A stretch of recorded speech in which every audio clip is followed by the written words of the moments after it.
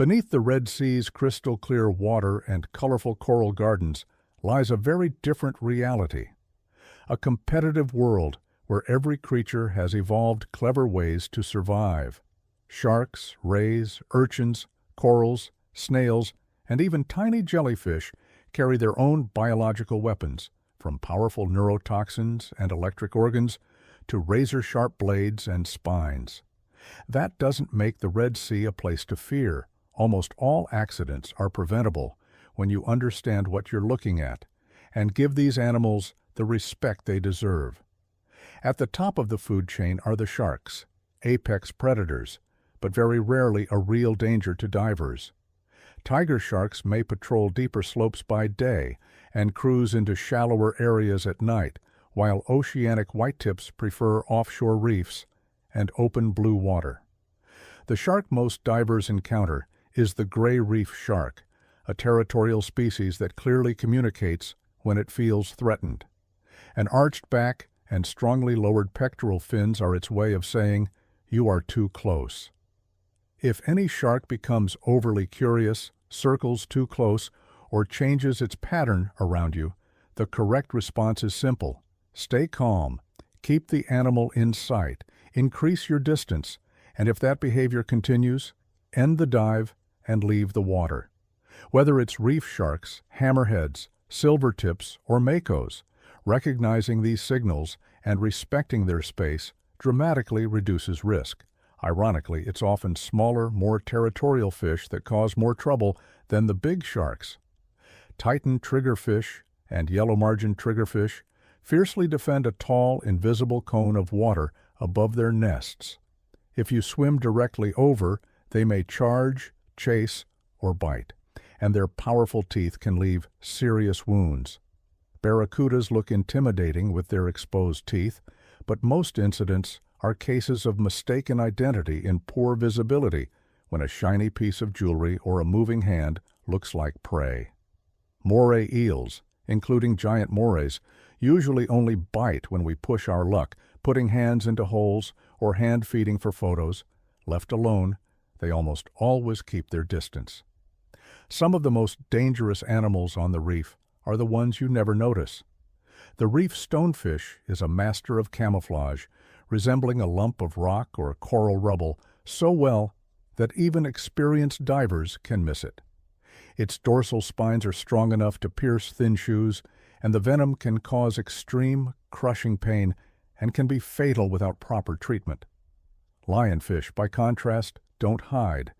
The common lionfish glides confidently with long, venomous spines spread like a floating warning sign. For a healthy adult, the sting is unlikely to be deadly, but the pain can easily end a dive trip and send you to a doctor. Other relatives, like scorpionfish and false stonefish, combine camouflage and venom, making precise fin control and buoyancy essential near the reef. Closer to shore, some hazards are literally under your feet. Blue-spotted ribbon-tail rays often lie buried in sand, with only their eyes showing, carrying one or more venomous spines at the base of the tail as a last line of defense. Step on a ray you didn't see, and it may reflexively drive a spine into your foot or leg. Electric rays, such as Gulf and marbled torpedo rays, can deliver strong electric shocks if disturbed, while larger species like mangrove whip rays and spotted eagle rays are shy but still powerful animals that deserve space and no chasing. Many reef fish defend themselves with chemistry. The black puffer, yellow boxfish, and longhorn cowfish can contain tetrodotoxin, one of the most potent neurotoxins known. Admiring them in the water is perfectly safe, but on a plate they can be deadly. Even small amounts of toxin can cause paralysis and respiratory failure. Porcupine fish add a physical twist, inflating into spiky balls that are difficult and dangerous to swallow, combining awkward shape with potential toxins to discourage predators. For divers, the rule is clear. Admire, don't handle, and never eat anything you're not completely sure about. Some reef fish even carry built-in blades. The Sohal surgeonfish has sharp scalpel-like structures at the base of its tail, When threatened, it can slash sideways and leave deep, clean cuts. Rabbitfish rely on venomous spines rather than knives, and stings, while rarely life-threatening, are extremely painful and can get infected, especially when people try to grab or spear them. The safest habit is simply keeping your hands off all reef fish, no matter how harmless they look. Size is a poor indicator of danger on a coral reef. Cone snails hunt with a tiny venomous harpoon. Some species, like Conus geographus, have neurotoxins powerful enough to paralyze prey in seconds, and have caused fatal cases in people who pick them up as pretty shells. Jellyfish, the Portuguese man-o'-war, and fire corals use countless microscopic nematocysts to inject venom, causing painful stings. Local box jellies in the Red Sea are not as deadly as their Australian relatives, but still demand respect.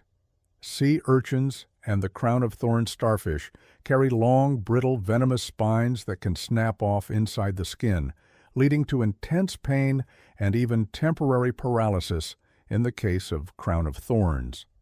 Some sponges and anemones, like the toxic finger sponge and Alecia pretiosa, can trigger intense skin reactions, swelling, and rashes after contact. The simplest rule is, if you don't know what it is, don't touch it.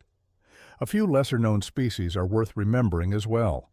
Bohar snapper and giant moray can accumulate ciguatera toxins in their flesh, compounds produced by tiny organisms lower in the food chain.